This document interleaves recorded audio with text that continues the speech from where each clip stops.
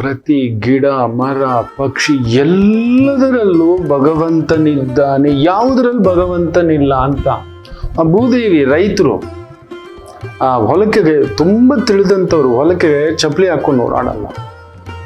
ನಮ್ಮ ರೈತರು ನೋಡಿ, ನದಿಯನ್ನು ಪೂಜಿಸ್ತೇವೆ, ಸಮುದ್ರ ದೇವಿ ಅಂತ ಹೇಳ್ತೇವೆ, ಕೆರೆಯನ್ನು ಪೂಜಿಸ್ತೇವೆ, ಬಾವಿಯನ್ನು ಪೂಜಿಸ್ತೇವೆ, ಕೊಳವನ್ನು ಪೂಜಿಸ್ತೇವೆ, ಕಲ್ಯಾಣಿ ಅಂತೇಳಿ ಪೂಜಿಸ್ತೇವೆ.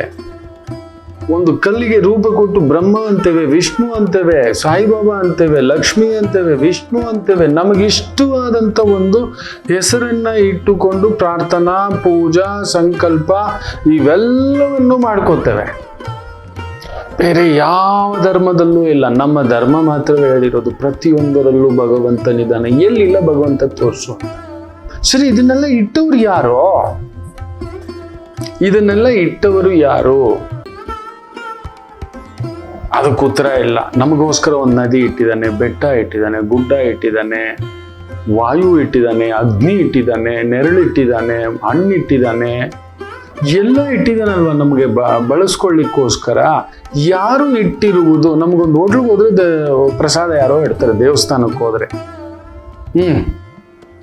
ಅವರಿದ್ದಾರೆ, ಹೌದಲ್ವಾ? ಪ್ರಸಾದ ಇಟ್ಟಿದ್ದಾರೆ.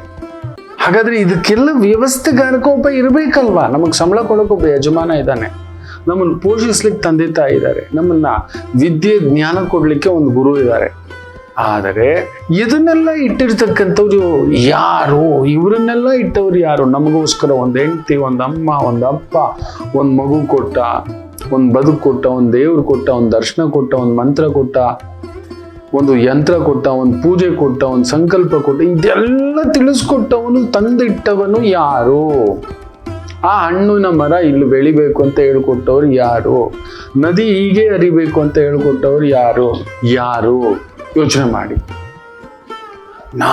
ನಮಗೆ ಮಾತ್ರ, ನಮ್ಮ ಭಾರತೀಯ ಸನಾತನ ಧರ್ಮ ಮಾತ್ರ ವಿಶೇಷವಾಗಿ ತಿಳ್ಕೊಂಡಿರೋ ಸತ್ಯ ಏನು ಗೊತ್ತಾ? ಪ್ರತಿ ಹೂವಿನಲ್ಲೂ ಹಣ್ಣಿನಲ್ಲೂ ಪ್ರಸಾದ ಅಂತೇವೆ ನಾವು, ಎಲ್ಲೂ ಪ್ರಸಾದ. ಒಬ್ಬ ವ್ಯಕ್ತಿ ಕಾಲು ಸೋಕಿದ ತಕ್ಷಣ ಹಿಂಗೆ ಅಂತೇವೆ, ಅವನಲ್ಲಿ ಭಗವಂತನನ್ನ ನಾವು ಒದ್ದು ಬಿಟ್ಟಿವಿ ಅಂತ. ಯೋಚನೆ ಮಾಡಿ ನೋಡಿ.